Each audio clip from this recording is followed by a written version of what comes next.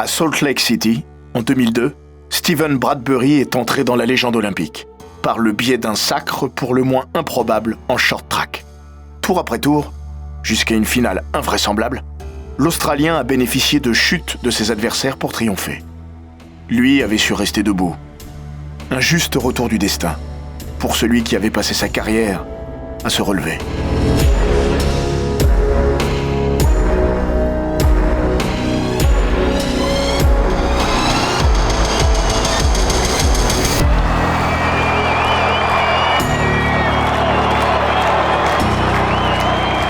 Bienvenue dans les grands récits d'Eurosport.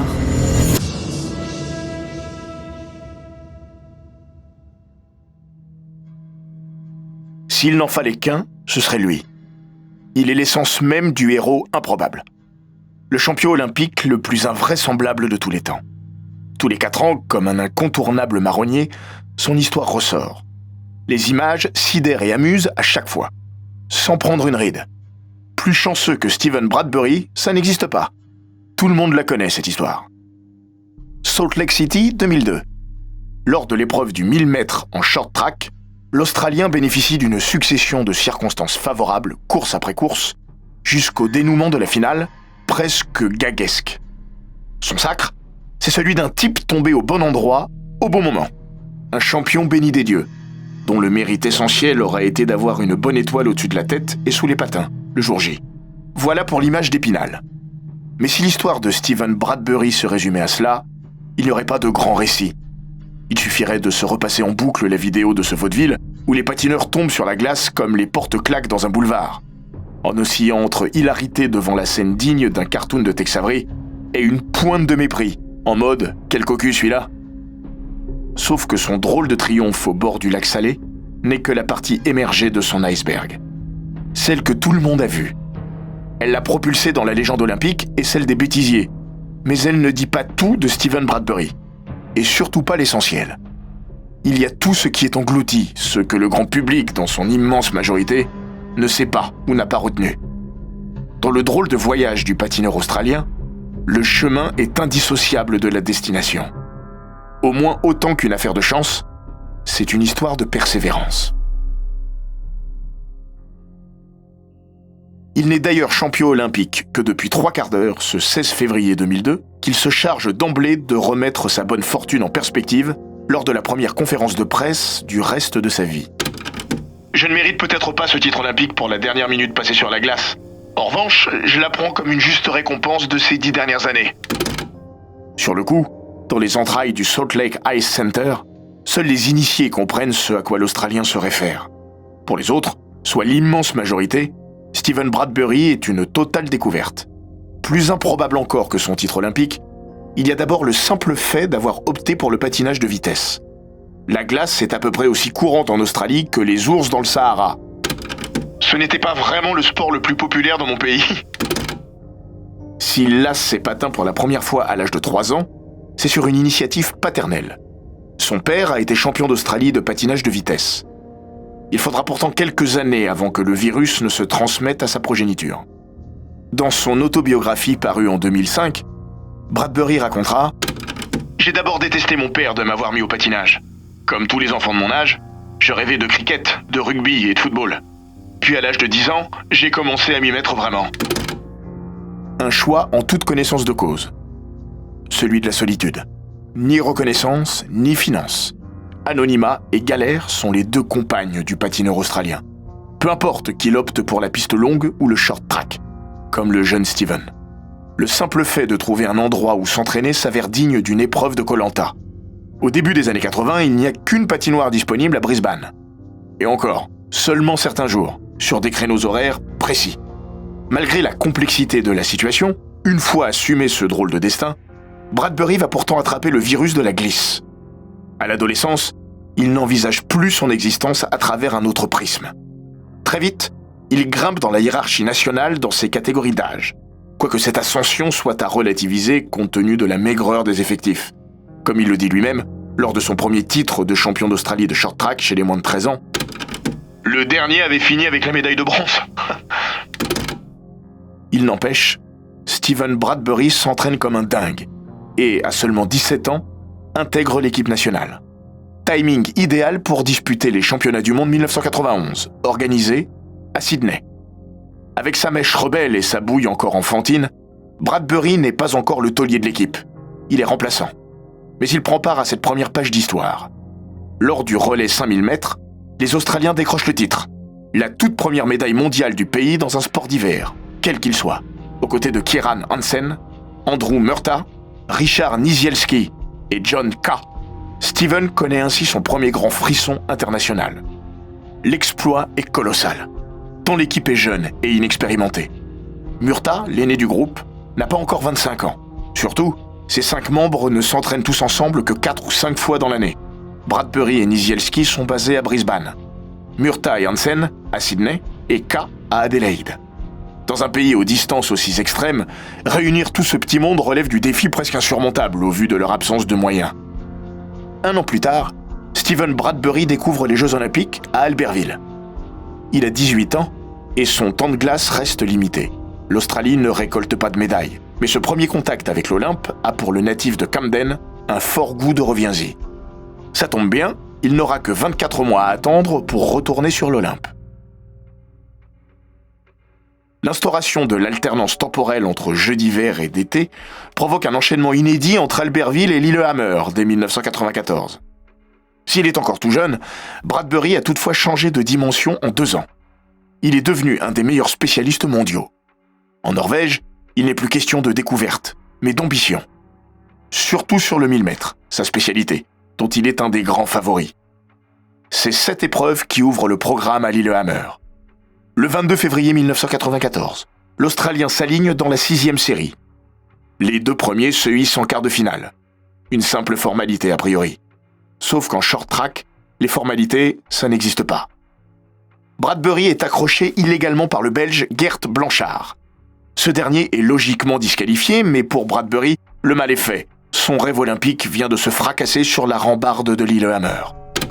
J'étais le favori, et en quelques secondes, je me suis retrouvé là, le cul sur la glace.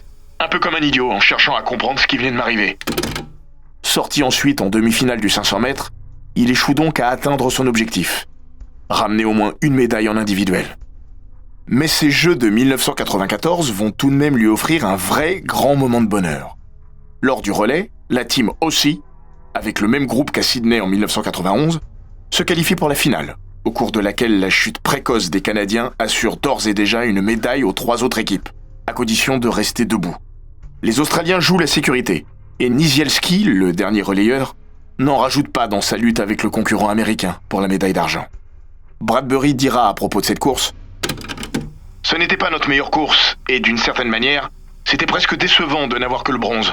Mais c'était tout de même un accomplissement incroyable. » Le bronze suffit pourtant amplement à leur bonheur, et pour cause, dans toute l'histoire des Jeux Olympiques d'hiver, jamais l'Australie n'avait remporté la moindre médaille. C'est même une première pour une nation de l'hémisphère sud.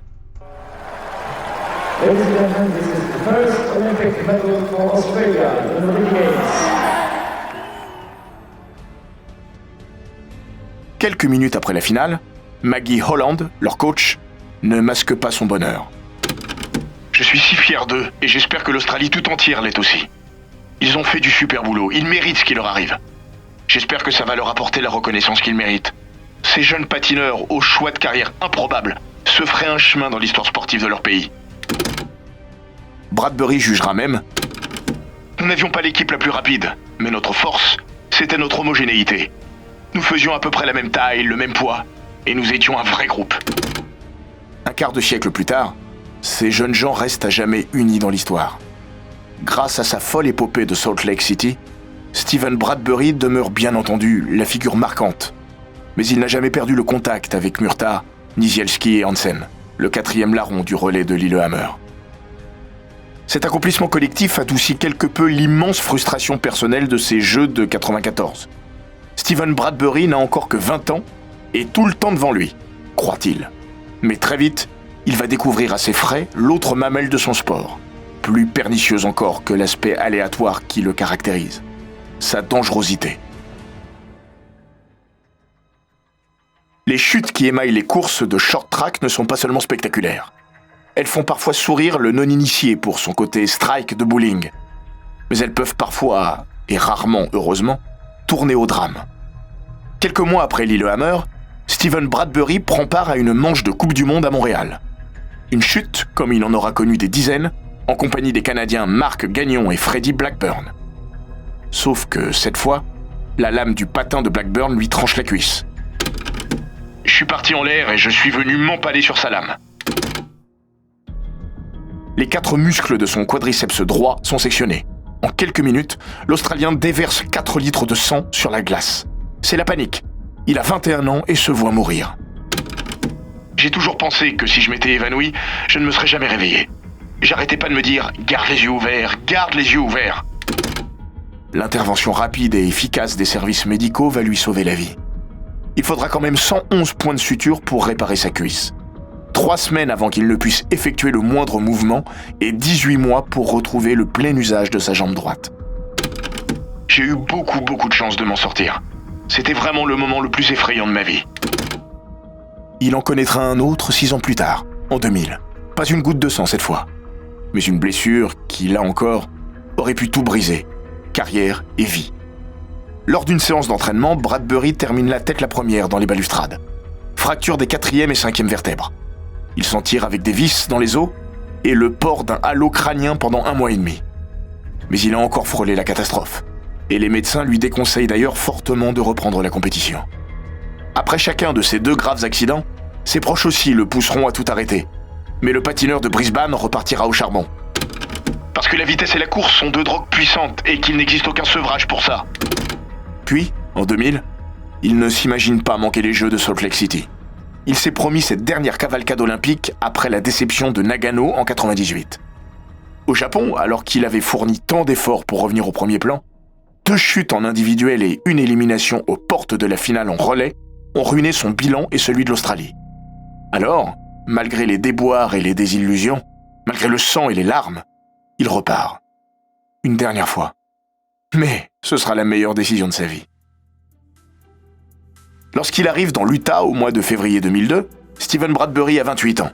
Ce sont ses 4e Jeux olympiques. Les derniers, il le sait. Il ne compte plus parmi les patineurs les plus rapides du short track. Pour réussir là où il a toujours échoué, ses qualités propres ne suffiront plus. Heureusement, il va bénéficier d'un retour de fortune, peu commun par son ampleur. Le sacre olympique de Bradbury, c'est un miracle en 3 actes. Un concentré de surréalisme. Qualifié sans souci pour les quarts de finale du 1000 mètres, il aurait dû s'arrêter là. Face à lui, l'Américain Apollo Anton Ohno et le Canadien Mark Gagnon, 2 des immenses favoris dans la course à l'or. Sachant que seuls les 2 premiers accèdent aux demi-finales, l'Australien avance sur la pointe des pieds. Sans surprise, il termine 3e, derrière Ohno et Gagnon. Mais ce dernier est disqualifié pour obstruction. C'est l'acte 1 du miracle de Salt Lake. Les 2 suivants seront plus invraisemblables encore. En demi-finale, Steven Bradbury est en dernière position à un demi-tour de l'arrivée. Puis, dans le dernier virage, 3 concurrents chutent. Il prend la 2e place avant d'être déclaré vainqueur de sa course suite à la disqualification du japonais Storu Terao. Pour la première fois de sa carrière, l'ancien maudit est en finale olympique. Il croit avoir plus qu'utilisé son capital bonne étoile. Mais il n'a encore rien vu. Et nous non plus. 16 février, finale du 1000 mètres. Ils sont 5 après le repêchage du Canadien Mathieu Turcotte. Le plateau est royal. Turcotte est triple champion du monde. Lee Jia-jun est une légende. Le Chinois pèse une dizaine de médailles d'or mondiales. Vice-champion olympique du 1000 mètres à Nagano en 98, il veut sa première couronne aux Jeux. Il y a surtout Apollo Anton Ohno, la coqueluche américaine. Ohno n'a pas 20 ans, mais c'est déjà une star. Après ses 2 titres mondiaux 2001, tout Salt Lake City l'attend. Cette finale ne sera pas à une cocasserie près. Ohno est équipé de patins fournis par Bradbury, lequel a ouvert au pays une petite entreprise de fabrication de matériel. Sûr de la victoire d'Ohno, l'Australien va le voir avant le départ. Quand tu seras champion olympique tout à l'heure, oublie pas de parler de mes patins, hein. Le dernier larron se nomme Han Yun-so. Ohno est un vétéran. Le Sud-Coréen a 16 ans. Il n'est pas encore un mythe, mais le deviendra. Vous le connaissez peut-être sous un autre nom. Victor Han, celui qui l'utilisera une fois naturalisé russe. Aujourd'hui, Han est le patineur le plus titré de l'histoire du short track avec ses 6 médailles d'or aux Jeux. Il est le seul à s'être imposé dans les 3 épreuves individuelles aux Jeux Olympiques. Entre les légendes établies et celles à venir, cette finale du 1000 mètres va devenir en moins de 90 secondes une des pages les plus fameuses de l'histoire des Jeux d'hiver. Steven Bradbury est dans ses petits patins. Il le sait, il est le moins rapide du lot. Gagner à la régulière ? Impossible. Dès les premières secondes, l'Australien se retrouve à la dernière place. Mais la position est aussi une posture. Je n'avais pas de raison de changer de stratégie. J'avais aucune garantie que ça marcherait, mais de toute façon, je n'avais pas d'autre choix. Alors je me suis mis derrière et j'ai attendu que ça tombe. Pour accéder au podium, il a besoin de 2 chutes. 3 pour l'argent, 4 pour l'or. Le strike. Et comme souvent en short track, tout s'emballe dans le dernier tour. Une dizaine de secondes. Il n'en faudra pas plus de 4 pour propulser Steven Bradbury, d'un certain anonymat, à une renommée planétaire. À la lutte avec Ono, Lee est le premier à chuter. Han, déséquilibré, traverse la piste et, comme dans un jeu de quilles, entraîne Ono et Turcotte avec lui. 4 hommes à terre. Et The Last Man Standing, le dernier homme debout, comme il intitulera son autobiographie. And Ono, here's the bell. 1 lap for gold. He's reaching back for one more gear. Trying to hold up Lee. They bump. Around. A total wipeout. And Bradbury wins. Steven Bradbury of Australia crossed the line. Steven Bradbury, même pas au sprint, est le premier à couper la ligne d'arrivée.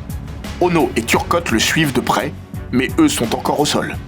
Cette scène ne ressemble pas à grand-chose, mais elle va se figer en même temps que son principal protagoniste dans la grande histoire olympique.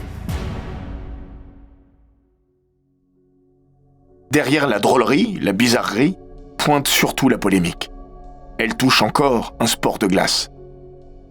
5 jours plus tôt, en patinage artistique, un scandale a éclaté lors de l'épreuve des couples, impliquant la juge française Marie-Reine Legougne, accusée d'avoir voté en faveur des Russes, au détriment du couple canadien, dans le cadre d'un accord aux atours brumeux. La finale du 1000 mètres en short track n'échappera pas non plus aux soupçons.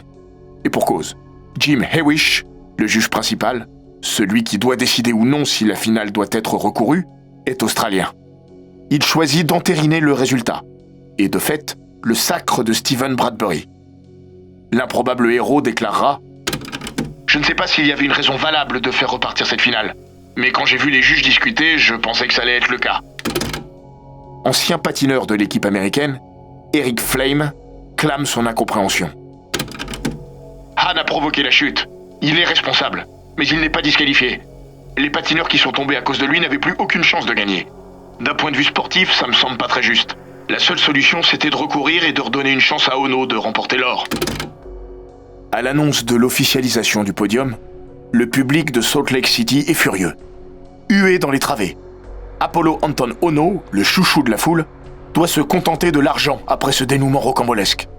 Bradbury est pris à partie par un spectateur. « Enlève ce putain de sourire de ton visage, mec, t'es un voleur !» Un double procès injuste. D'abord parce que Bradbury n'a rien volé. Le terme est pour le moins inapproprié. Quant à Jim Hewish, il avait fait recourir quelques jours auparavant une demi-finale du relais remportée par les Australiens. Lors de la manche recourue, il n'avait pas réussi à se qualifier. Ian Chesterman, le patron de la team aussi, déclarera « Il me semble qu'il a prouvé à cette occasion son indépendance. » Après ces quelques minutes d'incertitude, Bradbury devient donc officiellement le premier champion olympique de l'hémisphère sud aux Jeux d'hiver, ajoutant un fond historique à la forme quasi comique de son sacre. Timing parfait. Le lendemain, sa compatriote, Alyssa Camplin, sera couronnée à son tour en ski acrobatique. 24 heures trop tard pour que l'histoire s'en souvienne. Inconnu 1 heure plus tôt, Steven Bradbury devient instantanément le personnage central du grand Barnum olympique. Le champion olympique le plus chanceux de ces 106 dernières années, clame NBC. Aussitôt titré, aussitôt sommé de s'expliquer, comme si le patineur de Brisbane avait mal agi. Ça fait 17 ans qu'il doit se justifier d'avoir gagné de cette manière. L'Australien admet aujourd'hui « C'est sans doute vrai, je ne le nie pas. Je suis probablement le champion olympique le plus chanceux de tous les temps. Mais c'est aussi la victoire de la persévérance. Après mes déboires à Lillehammer où j'ai joué de malchance, Après mes graves blessures, j'aurais pu tout arrêter, renoncer. J'ai décidé de me battre. Je me suis mis en position d'avoir cette chance qui m'avait si souvent abandonné. Le destin a fait le reste. Mais j'ai tout fait pour le provoquer.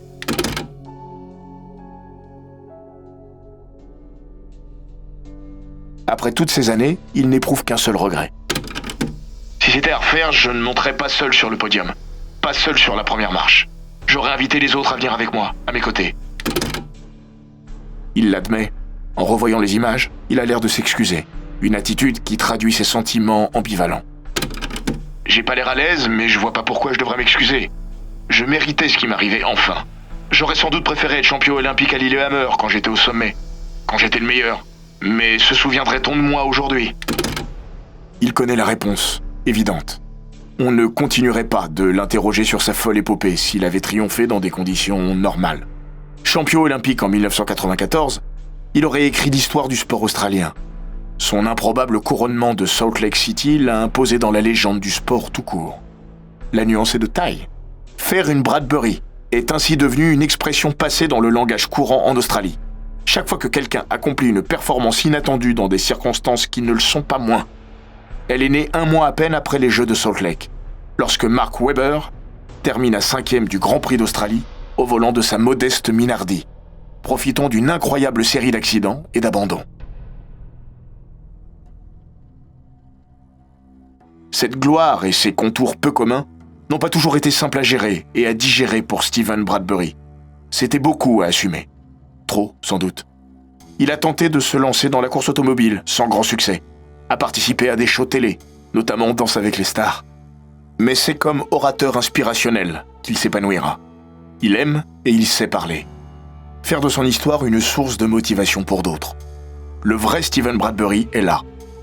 Un champion presque ordinaire, au destin extraordinaire. Et surtout, un homme jamais prêt à renoncer. Une histoire évocatrice pour chacun d'entre nous.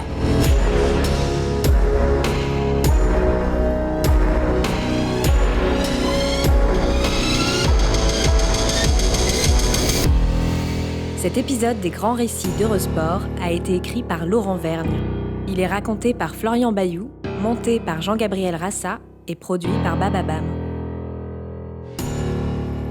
N'hésitez pas à vous abonner, commenter, partager et noter ce podcast sur Apple Podcasts, Google Podcasts, Castbox, Spotify, Deezer et toutes les plateformes audio.